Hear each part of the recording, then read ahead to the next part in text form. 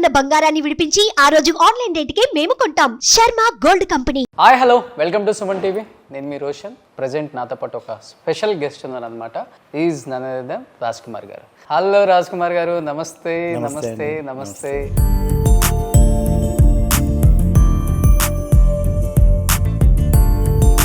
మీరు వచ్చిన టైం బాగుంది కాబట్టి మీకు మంచి సినిమాలే పడ్డాయి. అంటే ఈ 35 years జర్నీ ఉన్న మీతో పాటు కంపేర్ చేసుకుని మీతో పాటు వచ్చిన ఆర్టిస్టులు అందరూ వందల కొద్ది సినిమాలు తీశారు. అంత బిజీగా ఉండాలి మీరు యాక్చువల్గా చెప్పాలంటే. కానీ అంత బిజీగా ఉండలేకపోవడానికి గల కారణం అంటే ఏమైనా గట్టిగా ఉందా? మీరు అన్న దాంట్లో ఒక పాయింట్ భలే పాయింట్ అండి. కాకపోతే ఏంటంటే హీరోస్కి ఎప్పుడు స్టార్డమ్ వెరీ ఇంపార్టెంట్.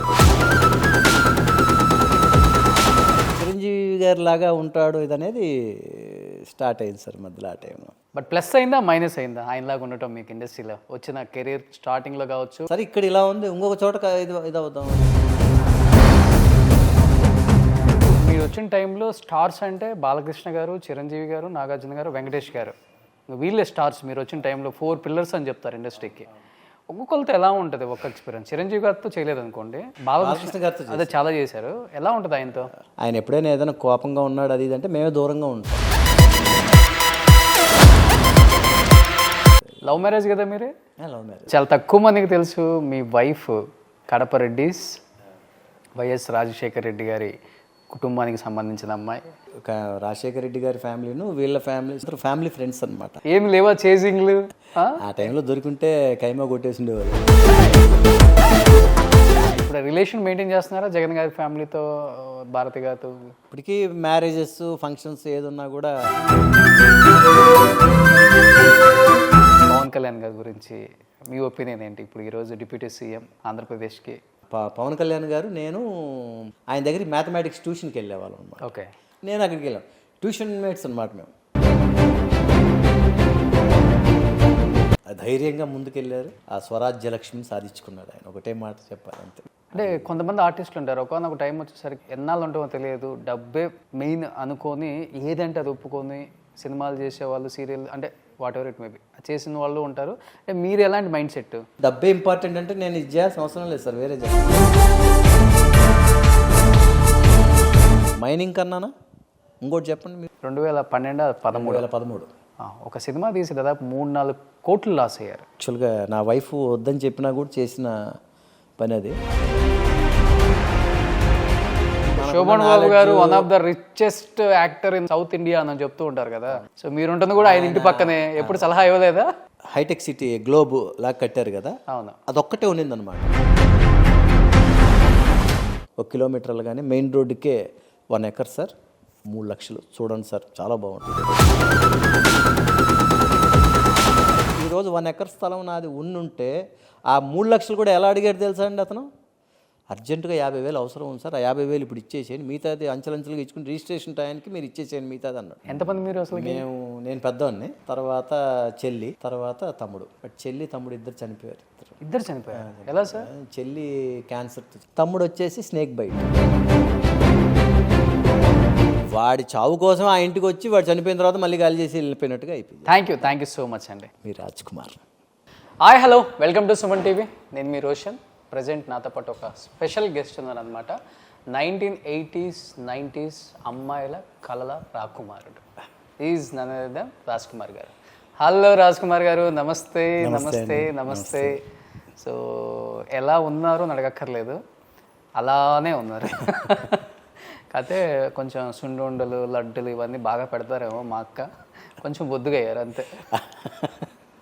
సో అమ్మ రాజీనామా ఐ థింక్ 1989 నేను ఇండస్ట్రీకి వచ్చాను. ఇక్కడికి 90లో స్టార్ట్ అయింది నా ఫస్ట్ ఫిలిం అమ్మ రాజీనామా.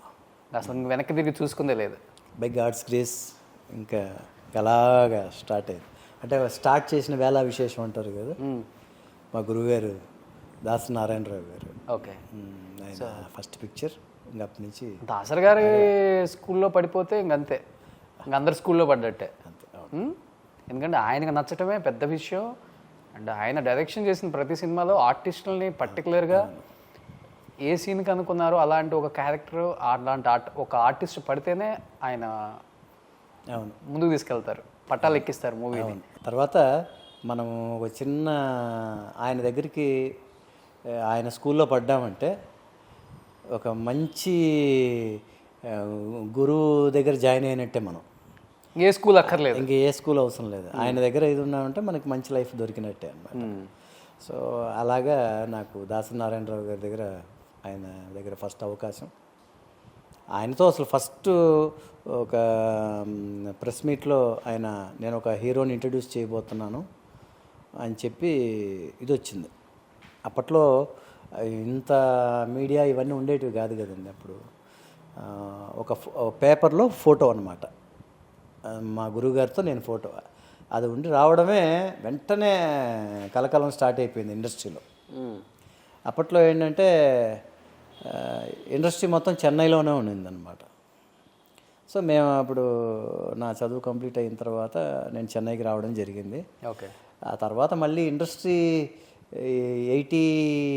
98లో ఆల్మోస్ట్ ఇక్కడ నుంచి చిరంజీవి గారు కూడా అప్పటికి వెళ్ళిపోయారు, హైదరాబాద్కి వచ్చేసారు. ఓకే. 98, 99 ఆ టైంలో.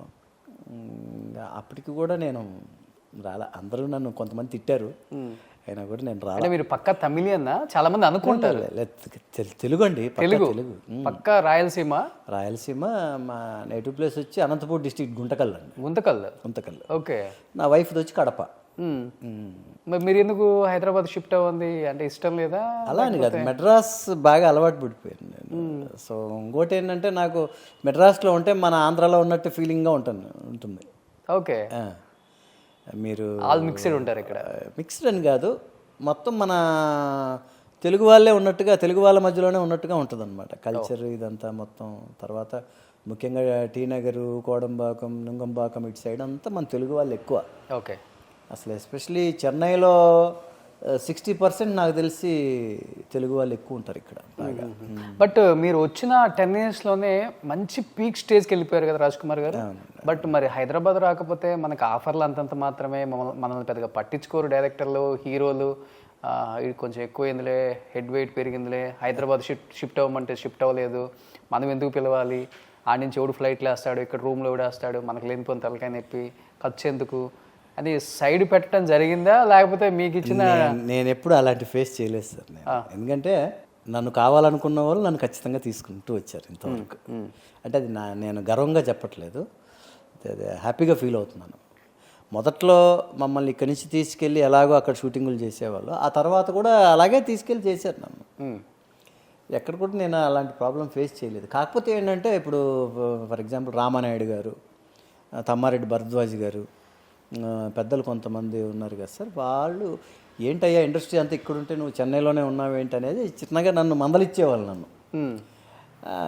సార్ నేను ఇంకా పిల్లల చదువులు ఇవన్నీ, తర్వాత మా మామయ్య గారు వాళ్ళ బిజినెస్లు కూడా ఇక్కడే ఉండేవి సార్. ఓకే. అవన్నీ మీరే చూసుకునేవాళ్ళు? నేను చూసుకోవడం అంటే ఇప్పుడు మా బావమరిది తర్వాత నా వైఫ్ వాళ్ళిద్దరూ ఇదనమాట. సో నా వైఫ్ కూడా one of the share holder ఆ బిజినెస్లో అనమాట. వాళ్ళు లేడీస్ బయట రారు కాబట్టి ఆవిడ తరఫున నేను ఈ అడ్మిన్ పనులని నేను చూసుకునేవాడిని అనమాట. Okay. Okay. So field work అంతా మా బ్రదర్ ఇన్లా చూసుకునేవాడు. అడ్మిన్ ఇదంతా ఆఫీసర్స్ని కలవడము, మినిస్టర్స్ని కలవడము, అలాంటిది ఏదనేది ఉన్నా కూడా అలాంటివన్నీ నేను చూసుకుంటుంటాను. ఓకే. ఓకే. సుమన్ టీవీలో మీ పర్సనల్ అండ్ బిజినెస్ ప్రమోషన్స్ కోసం కింది నెంబర్కి కాంటాక్ట్ చేయండి.